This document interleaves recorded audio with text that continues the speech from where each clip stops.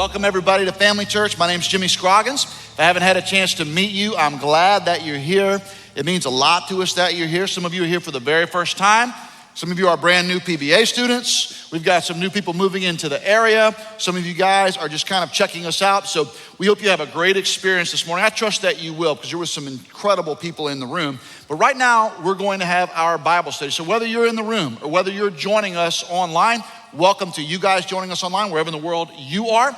I'd encourage you to get a Bible. Turn a Bible on your device. Grab a Bible from the pew in front of you and open it up to the first book of the Bible, Genesis. And we're going to study Genesis chapter 50 for a few minutes this morning. And while you're turning there, I love that song we just sang because it talks about how storms can come into your life. And it talks about how sometimes things can feel a little shaky. That song said, when all the world around me is shaking, I've never been so glad I put my faith in Jesus. Because we live in an unstable world. We've got our educators over here. One of the big challenges that you have in working with students and families is the whole world feels pretty unstable right now. Just watch the news. And there'll be people really upset by things that have happened in the news just this week. And think about the instability in our own families, whether it was the family that you grew up in, or the family that you used to have, or the family that you're in right now. Often, many of us in this world have very shaky family trees, very shaky family history.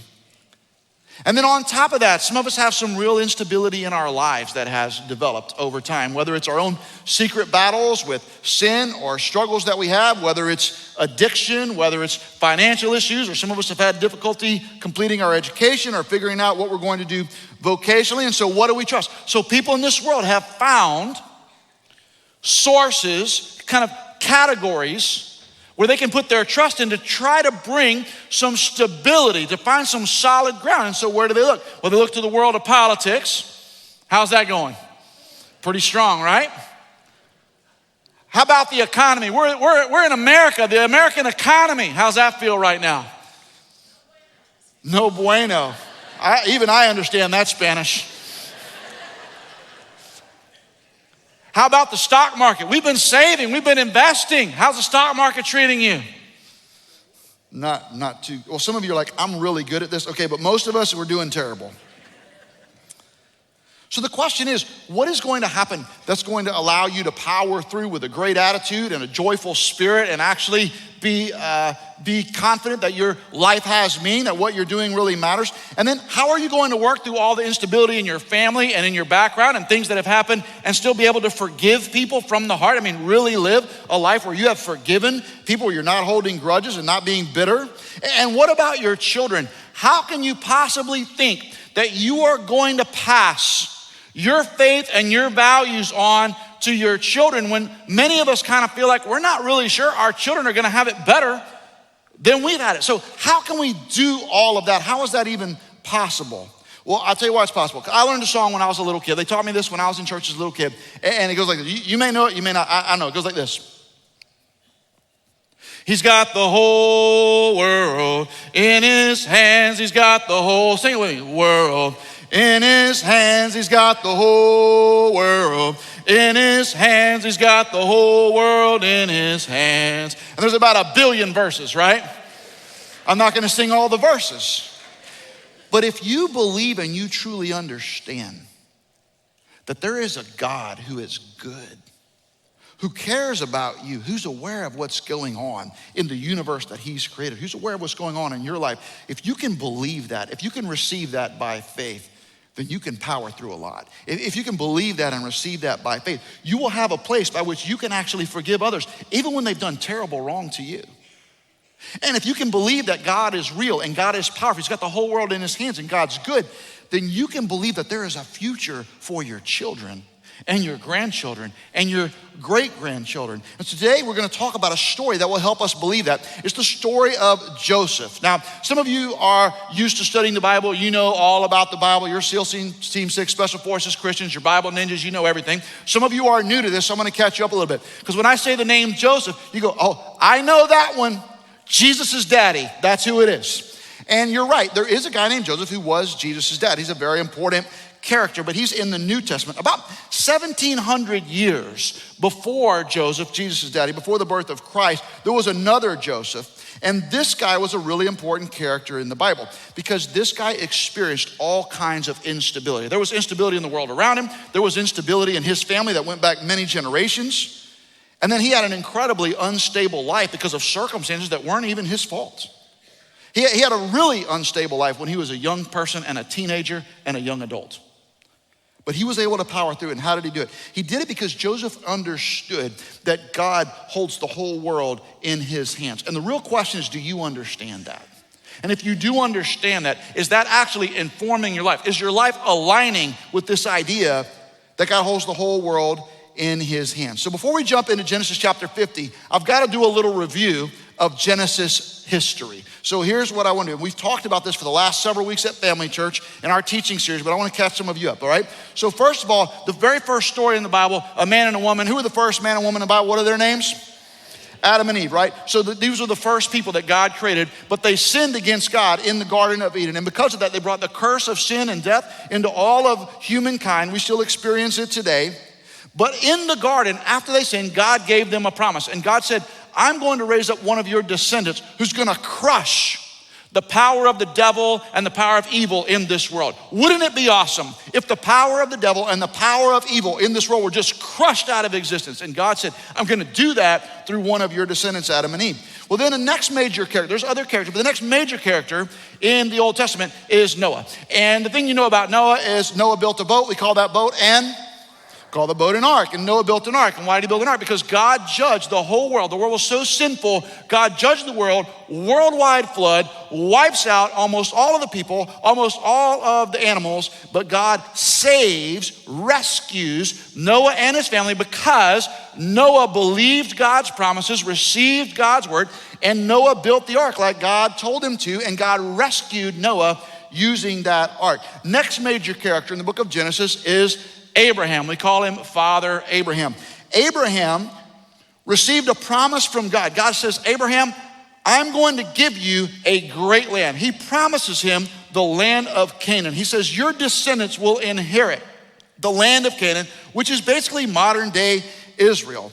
And Abraham received that promise from God by faith. He believed God. And God also said, even though you're an old man, Abraham, and even though your wife's too old to have children, I'm going to give you a miracle baby, and through that baby, there's going to be a great nation, many descendants. You're going to have more great-grandchildren than the stars in the sky and the sand on the seashore. And Abraham believed God. And the Bible says that because Abraham believed God's promises and received it, he believed God had the whole world in his hands, that God blessed him and God counted his faith as righteousness. Well, Abraham actually had two sons. He had one named Ishmael, and he did that in a wrong way, wrong kind of relationship. But Abraham loved Ishmael. But then Abraham did have the miracle baby with his wife, Isaac. And even though Abraham loved Ishmael and Isaac, God determined in his goodwill that the promise of God that he had given to Abraham was going to be passed not to Ishmael and his family, but to Isaac and his family. There's reasons for that, and we can talk about that another time. Well, Isaac also had two sons, Esau and Jacob. And Isaac loved both of his sons. In fact, he might have even loved Esau a little more. But God didn't plan for Esau to be used in this way. God planned for the promises that he had given to Abraham and Isaac to be passed from Jacob. He passed not to Esau, but to Jacob. And then Jacob, we talked about that the last several weeks. Jacob was a schemer and a conniver. He was a schemer and conniver most of his life, and his family life was a complete wreck. This guy Jacob in the Bible, Jacob had 13 children by 4 different women. And in spite of all of his mistakes and failures, Jacob had faith in God in the middle of all of that. And Jacob believed God's promises just like his father Isaac had, and just like his grandfather Abraham. And because of that, God blessed him. And Jacob had 12 sons, and those 12 sons became the patriarchs of the 12 tribes of Israel. And so you see all of this leading up. But the most important son in the book of Genesis that Jacob had of all the 12 sons was this boy, Joseph. Joseph was the most important one. And how do you know that? Well, you know it because there's more ink spilled about the stories of Joseph than any other character in the book of Genesis. You can read about Joseph's birth in Genesis chapter 30, and then from Genesis chapter 37, the story really gets going. And all the way from Genesis chapter 37, all the way through the end of the book of Genesis, it's all about Joseph all the time. And you can read that story for himself, but allow me to summarize for some of you who may not be all fully caught up. Joseph had 10 older brothers and 1 younger brother. Joseph was Jacob, their father. He was Jacob's favorite.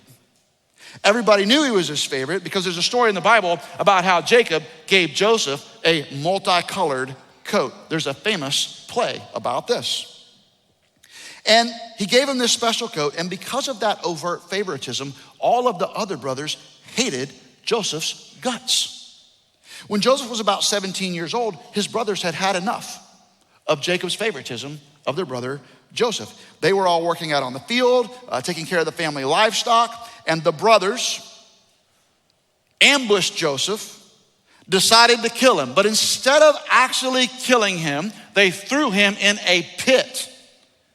And then they told their dad that Joseph was dead and that he'd been eaten by wild animals. They took his coat that Jacob had given him, dipped it in animal blood and said, look, here's the evidence. And he's gone and he's dead and we can't find the body and he's just gone. And so instead of killing him though, they took him out of the pit and they sold Joseph as a slave to their cousins called the Ishmaelites. And the Ishmaelites bought Joseph for 20 pieces of silver. Some of you Bible ninjas, you ever heard of anyone else who was bought and betrayed for some silver? Well, there you go. Well, he gets bought by the Ishmaelites. It just so happens that the Ishmaelites were on their way to Egypt, and they sold him to a guy down there in Egypt. And so as far as his family's concerned, Joseph's dead. They have a funeral, they move on, and Joseph is out of their lives for now. Well, it just so happens that Joseph gets bought by this guy named Potiphar. And Potiphar's in charge of Pharaoh's secret service. And Joseph does a really good job as a slave in Potiphar's house. He works really hard, but Joseph is an extremely good-looking kid. Some of you can identify with the problems that can create for Joseph. And Potiphar's wife is a cougar. And Potiphar's wife tries to seduce Joseph while he's on the job. Well, Joseph is too loyal to his boss to be messing around with the boss's wife. And so Joseph resists her advances, but she's so offended by him resisting her advances that she claims that he assaulted her. Well, Joseph gets in big trouble. It's her word against his, and he gets thrown in prison for a crime he didn't commit. Well, it just so happens that while he's in jail, Joseph meets a guy who actually works really closely with Pharaoh. And through that relationship, Joseph ends up getting introduced to Pharaoh himself. Joseph, by God's wisdom, is able to give Pharaoh some extremely timely advice having to do with national security. And it just so happens that as a result of that advice, Joseph becomes Pharaoh's number 2 guy in the whole country, and Pharaoh puts him in charge of taking care of all the food. And why is that important? Because God had told Pharaoh through Joseph that in several years there was going to be a food shortage all over the Middle East. And so Pharaoh puts Joseph in charge of designing a huge system to make sure that they could stockpile enough food to get through the food shortage when it came. Well, eventually the food shortage did come, and there was a huge famine all over the Middle East, and everybody begins to starve. Everybody starves except the people in Egypt because Joseph has stored up all this food and they're ready for it.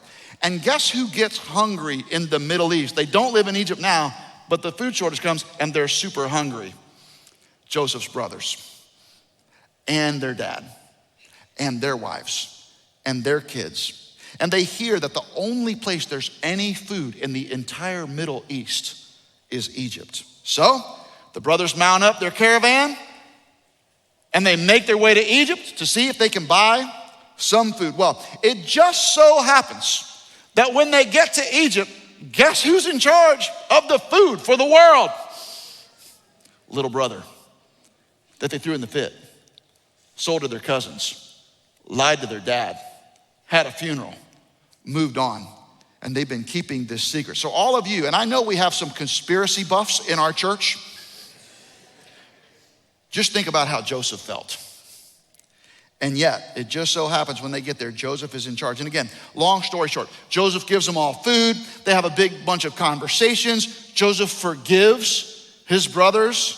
And since Joseph is quite a wealthy and important person in Egypt by now, Joseph actually brings all of his brothers and his dad and all of their families and all of their kids. He brings them to live with him in Egypt so they can ride out the famine in Egypt where there's plenty of food. But by the time Jacob gets there, Jacob's super old. And can you imagine the grief that this guy feels and the confusion? Like I've been mourning my son all these years and now he's alive. And anyways, I don't even know what kind of story they told him. But after Jacob gets to Egypt, he gets really sick because he's old. And he gets sick and then he dies. And that's where we're going to pick up in Genesis chapter 50. And these verses are from the last chapter of the book of Genesis. And this is the end of Joseph's story because Jacob has just died. So let's read Genesis chapter 50, starting in verse 15. Here's what the word of God says. When Joseph's brothers saw that their father was dead, they said, "It may be that Joseph will hate us and pay us back for all the evil that we did to him." So they sent a message to Joseph saying, "Your father gave this command before he died. Say to Joseph, please forgive the transgression of your brothers in their sin because they did evil to you."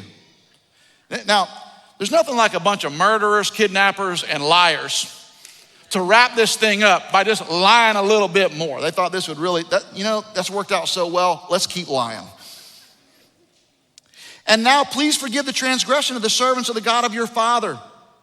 Well, Joseph wept when they spoke to him. His brothers also came and fell down before him and said, "Behold, we are your servants." But Joseph said to them, "Do not fear, for am I in the place of God?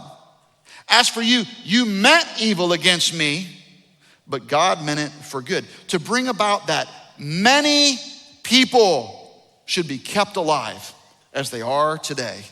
So do not fear, I will provide for you and your little ones." Thus he comforted them and spoke kindly to them. What a remarkable story.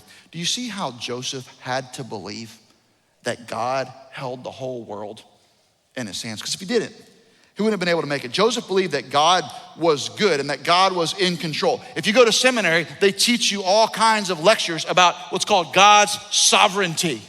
God's sovereignty.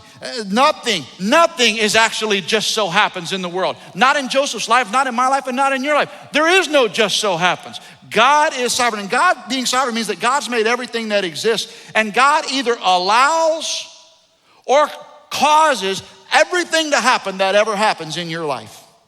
There's not one thing that happens that God's not aware of. When you pray to God, you're not giving God a news flash. He already knows.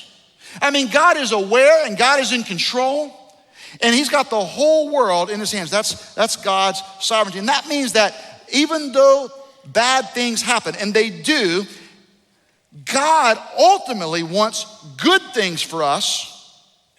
And God uses painful experiences to shape us and make us who he wants us to be. So sometimes you might be going through something really grievous and really painful, but God may actually use that in your life. Hey, skip down to verse 24. So when Jacob dies, Joseph was in his 50s, but Joseph lives to be 110. And here's what happens when it's time for Joseph to die, and they're still in Egypt. Verse 24. Joseph said to his brothers, "I'm about to die, but God will visit you and bring you up out of this land to the land that he swore to Abraham, to Isaac, and to Jacob." And then Joseph made the sons of Israel swear, saying, check this out, this is so important. He made them swear saying, "God will surely visit you, and you shall carry up my bones from here." So Joseph died being 110 years old. They embalmed him and he was put in a coffin in Egypt. Hey, let's write some things down. What can we learn about God's goodness from the story of Joseph? If you're writing things down, I hope you are. Number one, faith in God's goodness compels us to fight through. Faith in God's goodness compels us to fight through. Did you hear what Joseph said in verse 19 when his brothers came to him and said, "Hey guys, am I in the place of God? In other words, Joseph is saying, hey, I might be pretty powerful in Egypt, but there is a God and I'm not him. And I want you to know, when you feel like your life is going beyond your control and there are things that are happening that are beyond your control and you're frustrated by that and it might even make you angry, there is a God and it's not you. There is a God and it's not me. Joseph totally got that. Joseph believed there is a God and he's got this. I belong to him. He's got this. He's got the whole world in his hands and he's good. And you've got to believe that. I mean, think of all the brokenness in this story. So just listen to all the brokenness. First of all, the failures of Joseph's own father. And some of you have a very tough relationship or very tough memories about your dad, and for good reason. And some of you in this room have not been very good dads. And so your children have very tough memories and a very tough relationship with you. And I understand, and this isn't about throwing shade on you, but Joseph lived that life. I mean, Joseph lived brokenness of his own dad. All those different moms in the house, all those different kids from all those different moms, all trying to live in one blended family, that's hard. And then there's all this sibling rivalry, and the sibling rivalry is normal and natural. I got kids on the front row, and they love each other, but there's always a little bit of sibling rivalry. There just always is. But good grief, when it devolves into hatred where you're gonna kill somebody, throw them in a pit and sell them to your cousins and lie to your parents that they're dead, I don't think we're there yet, kids. I hope not. And then there's these Ishmaelites. Who are the Ishmaelites anyway? You remember how I told you Abraham had 2 sons? His oldest son was named Ishmael. These are Ishmael's grandkids. These are the cousins from previous mistakes of previous generations in his family. Talk about messed up. Well, Joseph had personally experienced brokenness after brokenness after brokenness and deception after deception. Joseph gets rejected by his family. Joseph is sold into slavery. Joseph is separated as a young man from everything he's ever known. Joseph works hard, he's loyal, and his reward is jail. And then in jail, all this different stuff happens to him, and finally, God elevates him through Pharaoh.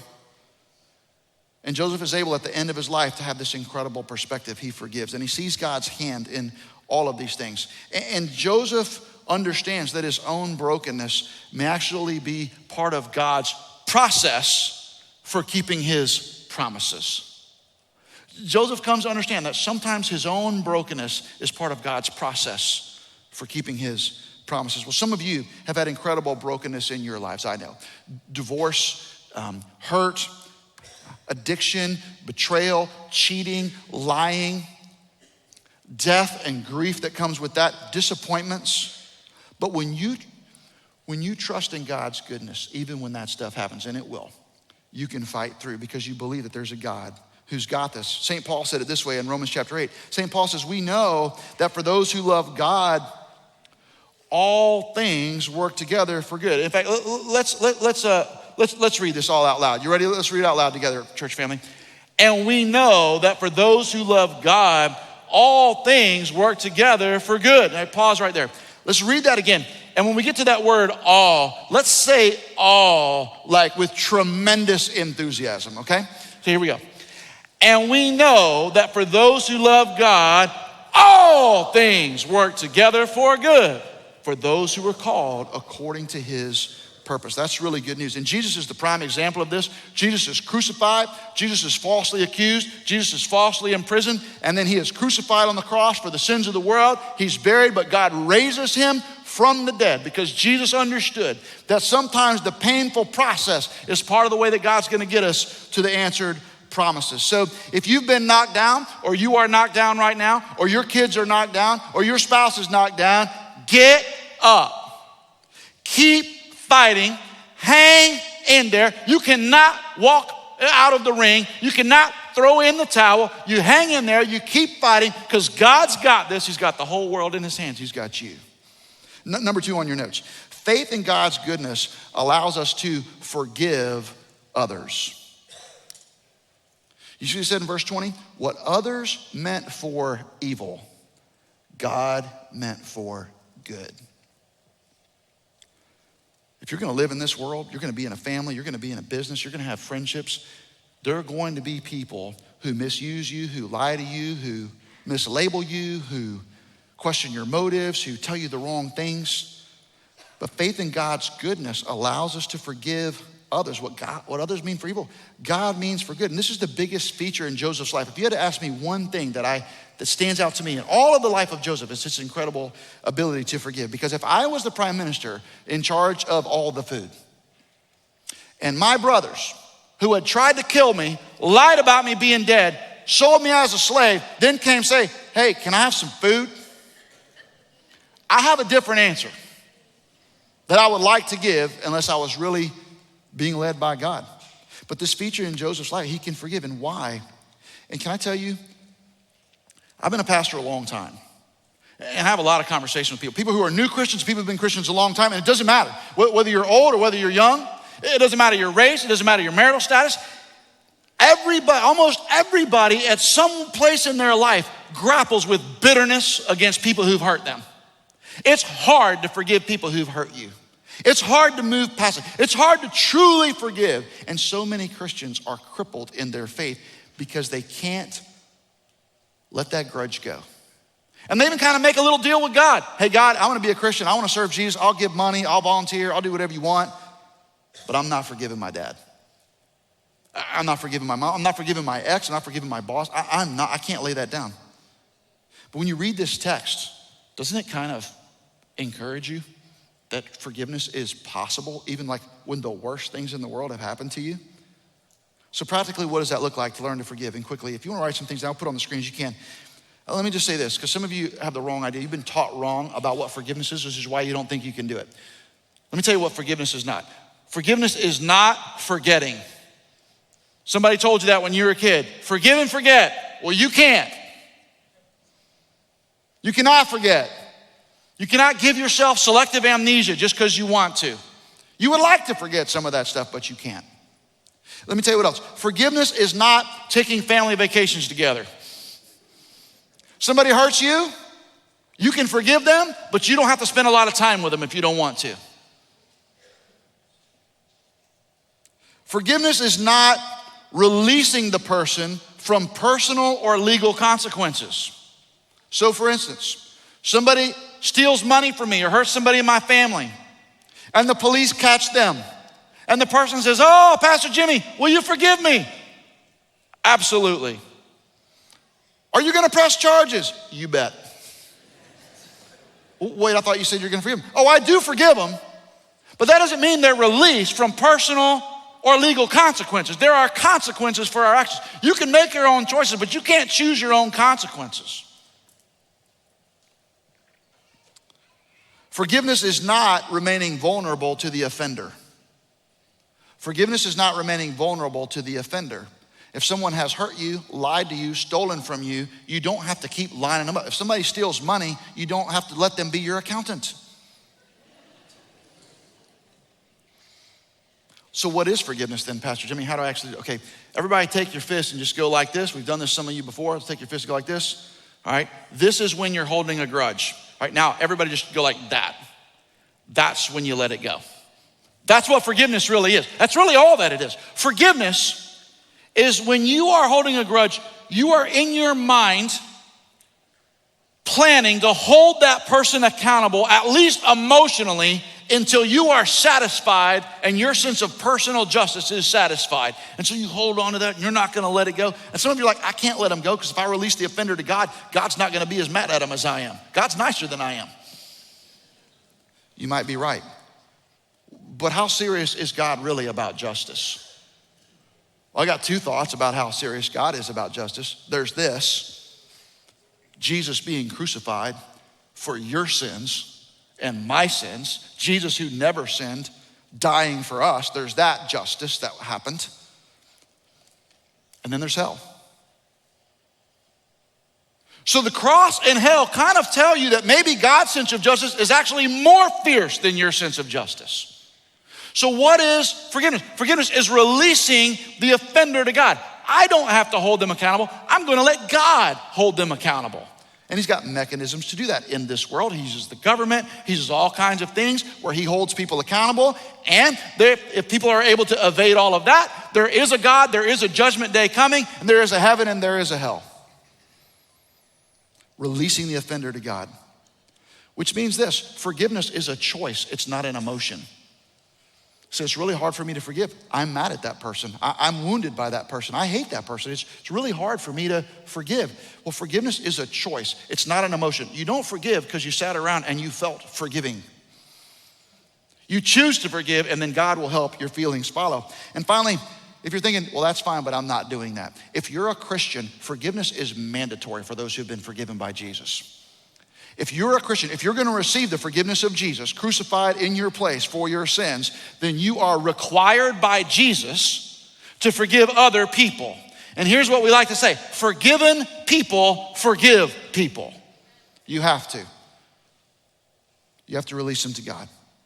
And you can, and you should. Number 3 on your notes. Faith in God's goodness sees a future for our families.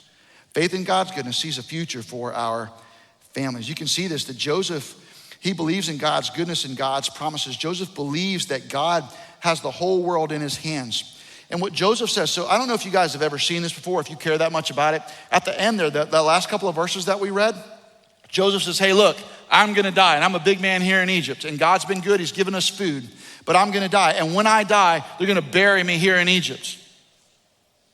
But Joseph says, I don't belong in Egypt, because I've received the promises by faith that God gave Abraham and Isaac and my dad Jacob. And I've received the promises, and God told Abraham and Isaac and Jacob that he was gonna give us a land to be our home. This here in Egypt, it might be necessary so we can eat, but what's happening in Egypt is only temporary. Egypt is sometimes necessary, but it's always temporary for God's people. And Joseph says, you're gonna leave. God's gonna come get you out of here and take you where you belong. And when you guys go, don't you dare leave me here. I wanna go with you, even after I'm dead. You say, well, that's kind of a weird thing. Well, in the book of Hebrews chapter 11, this actually is the number 1 citation of the faith of Joseph in God. It says, by faith, Joseph, at the end of his life, made mention of the exodus of the Israelites and gave directions concerning his bones. When Joseph says, take my bones, he's saying, I've received the promises of God. There is a future for this family. We're not gonna be absorbed into the culture of Egypt. We're not gonna be absorbed into the people of Egypt. God is gonna take our family, our nation, our people, and take us to our home. And when he does, I wanna go. Joseph believed there was a future. This idea of multi-generational faith is so powerful, and we live it. You see all those baptisms we just did, and we have all those people baptizing their kids and baptizing their wife, baptizing their grandkids. We see it every single week at Family Church. That's multi-generational faith transfer. The reason we celebrate schools and the reason we're so grateful for educators is part of this is just how do we pass our values on to the next generation? Because if we don't, what's gonna happen? Think in our family, there's a family named the McPhersons. Some of you may know them. But Mike and Nancy McPherson have been going here for many years. Mike actually got saved here in this church. He became a Christian back in the 1980s. And so he raised his sons, Brian and Brad, here at Family Church. And now Brian and Brad are married to really sweet girls. And now they have a ton of kids between all of them. And then Nancy's dad, Richard Moody, he went here also. So you think about this, multiple generations, 4 generations of people in this church passing their faith on to the next generation. That's what it's supposed to look like. I think about the McCartys. I think about Dave and Pam McCarty and their kids, and Kevin Mahoney and Jonah Mahoney. They're here and they're all members of our church. And their kids, Mary and Jake, met here at Family Church and they got married. And Pastor Kevin had actually baptized Jake long before he ever knew Jake was going to marry his daughter. If he'd have known that, he might have held him under a little longer. I don't know. But also Dave, Jake's dad, his parents, Dennis and Sandra, have been going here for a long time. Sandra's gone to heaven now. Dennis is still here. And now Mary and Jake have this little girl, Millie, who's being raised here at Family Church. Multi-generational faith transfer. That's the name of the game. Can we pass our faith to our kids who can pass it on to our grandkids, who can pass it on to our great-grandkids? That's what Joseph anticipated. We've already celebrated Pastor Christian because he's such a brainiac. He's got 2 master's degrees. Got a picture of Christian with his grandmother and his mom and dad and his children. And you think about the multiple generations. You know, Christian's one of the pastors in our church. Christian's brother, David, is one of the pastors in our church. And Christian's dad, Tony, is a deacon in our church. And now Christians' children are being raised here in our church. Multi-generational faith transfer. That's the name of the game. Some of you are like, hey, I can't do that. It's too late. My kids aren't buying in. I'm a new Christian. I don't have a way to do that. What's going to happen? Everybody has a chance to start somewhere. And if you're nowhere, make that nowhere your somewhere and start now. I mean, make it now. Take that blended family that you have. Take your single life that you have. Take your family that you've got. Take the kids that you've got. Take where you are and see what God will do. Joseph knew he was in Egypt because that's where he had to be. But Joseph was saying, don't leave me behind. When God comes to get us, I'm coming with you. Hey, some of you are in Egypt right now. You're in a form of Egypt. You're not where you're supposed to be. You're not where you really want to be. And you may not even have a choice. And God may actually leave you in Egypt for a while, and for some really good reasons. But Egypt is not your destiny, child of God. God will bring you to a better place, a place that he has designed for you. And God can bring your children to a better place. And even if you don't get to see it with your own eyes, you have to believe God's promises, receive them by faith, and believe in God's goodness. Joseph was betrayed by the people closest to him. Joseph was sold for pieces of silver. Joseph was falsely accused. Joseph was thrown into prison for crimes he did not commit. Joseph was stripped of his clothes. Joseph was left for dead. But then Joseph came up out of the pit and God raised him up. And through Joseph, many were able to live. Have you ever heard a story like that? That's the story of Jesus Christ, isn't it?